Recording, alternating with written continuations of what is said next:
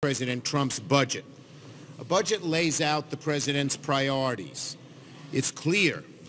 This president cares about enriching the wealthiest few and doesn't care one bit about middle-class families and those trying to get there.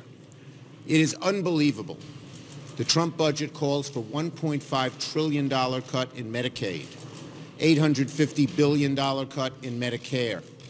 It eliminates programs vital to rural and small cities like CDBG, cuts agriculture, cuts NIH research, and is hypocritical. On the cover of the budget, I wish I had it here. Anyone got one? We don't have a budget? Shucks, make believe I'm holding it up. It says, promises kept. President Trump, I will not cut Medicare or Social Security. President Trump's budget slashes it. President Trump, I am going to make education a civil right. President Trump's budget slashes education. President Trump, we need a major infrastructure program. President Trump's budget cuts transportation by 21%. The amount of hypocrisy here between what President Trump says and what his budget does is amazing. And what his budget does is help the wealthy, helps the powerful, and hurts the middle class and those struggling to get to the middle class. Totally the opposite of what he says. So I'd like to see Mitch McConnell put the budget on the floor. Let's see a vote on that. He wants to put Green New Deal on the floor? Let him I challenge him. Put the president's budget on the floor. Let's have a vote. Let's see how many Republicans vote for it. Let's see how many Republicans want to cut money for rural airports, cut money from the Army Corps in flood control with all the flooding we have by a third, and take money away from our military and put it into an $8.6 billion border wall. So, the bottom line is very simple. Promises kept, bunk. One of the biggest lies that we have ever seen in the last several years in this government. And the promises are not kept. The budget should be entitled Promises Broken. Now, on the emergency declaration, there are three clear reasons to vote in favor of this resolution saying there's no emergency. First, there is no factual basis for an emergency. The president himself made it clear when he said, I don't have to do this. That's not an emergency.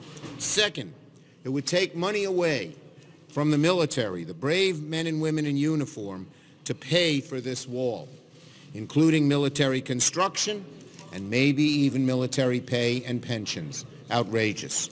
But most importantly, it dramatically changes the balance of power in our government.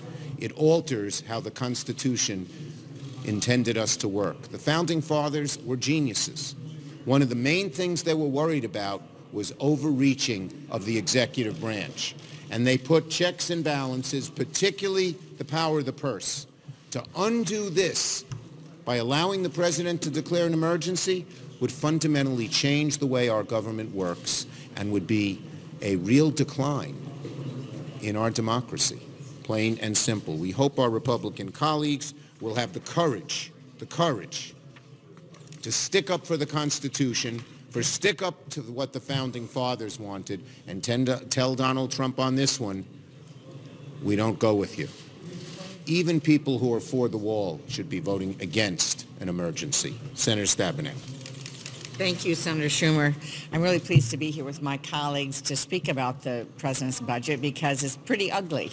To reemphasize what Senator Schumer said, it fails to invest in people or communities or our future, and it starts with cuts in Medicaid of $1.5 trillion.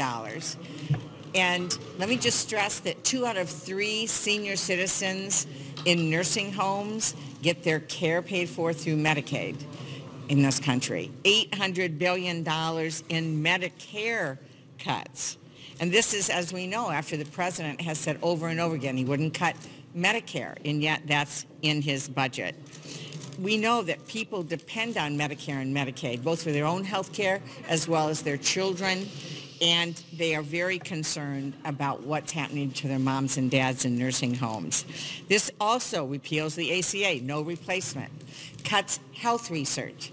And this really is an attack on health care in our country, plain and simple. And the Trump budget does turn its back on communities, urban and rural. Just months ago, we signed a historic bipartisan farm bill. Very pleased to help lead that. In this budget, the president cuts 31% of the farm bill programs that we just passed, and another 15% from the department to be able to help administer it. He kills community development block grants, which are so critically important to communities large and small to create jobs and improve communities.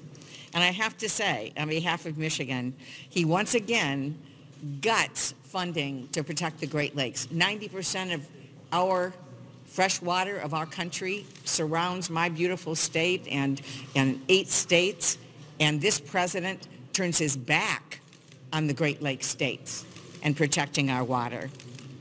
So, no matter what your opinion going forward on any individual effort, it is absolutely true that this budget turns its back on the people of our country. Let me just say one other thing in terms of rejecting the president's emergency declaration to fund his campaign promise. No matter your opinion on border walls, it's the job of Congress, not the president, to determine federal spending priorities. We need a budget that invests in our people, our communities, our future. We need a president who respects the role of Congress and lets us do our job. We invite Republican colleagues to join us in stopping the president's effort to undermine Article 1 in the Constitution. White House. I don't know how many times you all have heard Democrats warn that what the Republican Party wants to do is to cut Medicare and Medicaid, to pay for tax cuts for rich people and big corporations. That's been a common theme for many years. Well, if you look at this budget, it's time to say, we told you so. Last April, CBO priced out the cost of the Republican tax cut bill, which primarily went to the benefit of very rich people and very big corporations, and it priced it out at $2.314 trillion. This budget cuts Medicare and Medicaid by $2.345 trillion. It's like a 99% perfect match between the tax cuts for rich people and big corporations and the proposed cuts to the people who are served by Medicaid and Medicare. So we told you they were going to do it. They're doing it. And I don't think Americans are going to think that's a very good idea in the 2020 election. Let me conclude by saying that the vote on the national emergency gives Republicans a very, very clear choice. Do you put the Constitution first, or do you put President Trump first? Because the choice could not be clearer that it is Congress that has the power of the purse and the power to appropriate. Speaking of which, one of our appropriators, Brian Schatz. The president is putting the Department of Defense in an impossible situation.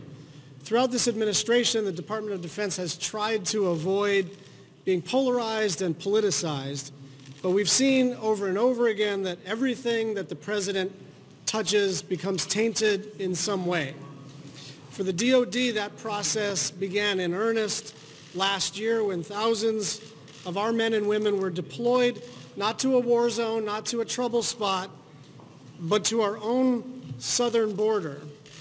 The emergency declaration is the next step down that road of our military being politicized. The president is asking the department to go against its own best interests to raid military funds to pay for a campaign promise. But DOD has a role to play under the law. They must determine whether the construction of the wall furthers their mission.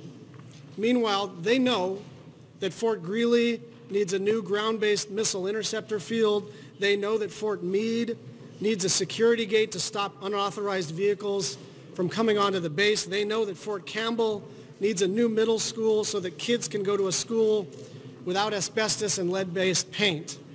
And the Department of Defense knows that each of these projects is more important than the president's wall. That the people who will be hurt most if they go through with this are their own service members. In the short term, they will be less prepared to complete the mission. In the long run, they will be less able to maintain the public's trust and bipartisan cooperation with the legislative branch, and that is unacceptable. Now we're going to redo this now that I have the budget. This budget says promises kept. It's one of the biggest lies we've seen come down the pike out of Washington in a long time. The president said he'd preserve Medicare and Medicaid. He broke that promise. This budget slashes it. The president said he believes in a major infrastructure bill. This budget breaks that promise. He slashes transportation by over 20%. The president said education is the major civil rights of our time. He broke that promise because he slashed education funding as well. There are no promises kept in this budget. It's a long list of promises broken. Now we'll take your questions. Have you advised Democrats not to dwell on the prospect of impeachment? Look, I'm going to wait for the Mueller report.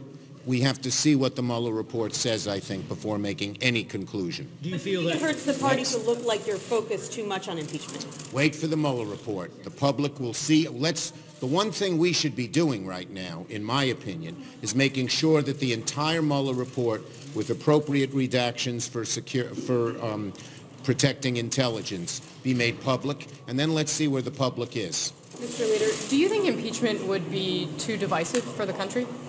I think that when the public sees the report, they will come to a judgment. And it may be a judgment that's divisive, or it may be a judgment that brings everybody together, one way or the other. Let's wait for the report. Do you think the Democrats would get behind a proposal to update the National Emergencies Act? The first thing to do is make sure that we declare that there is not an emergency now, for all the reasons I mentioned. To update the National Emergencies Act, for our Republican friends to say, we'll let Trump declare any emergency he wants, but a future president can't, that doesn't work. So we'll have to look at what they did. But first, let's see if our Republican friends have the courage to say that this is not an emergency. To that end, on impeachment, are you out of sync, though, with the Speaker of the House? She's not waited for the Mueller report. She's obviously made her point known. I think that we both believe that the Mueller report, we should wait for the Mueller report. She just commented on what her standard would be once the Mueller report comes out. Senator Schumer, are you concerned that with the president's budget serving as kind of an opening bid, that a caps deal is less likely and perhaps a default I think the issue? only way we'll get a budget is the way we got one the last 2 years, if the president stays out of it. I think if you talk to my Republican colleagues and they told you what they're telling us, they'd say the same thing. Thank you, everybody. Thank you. Promises kept, promises broken.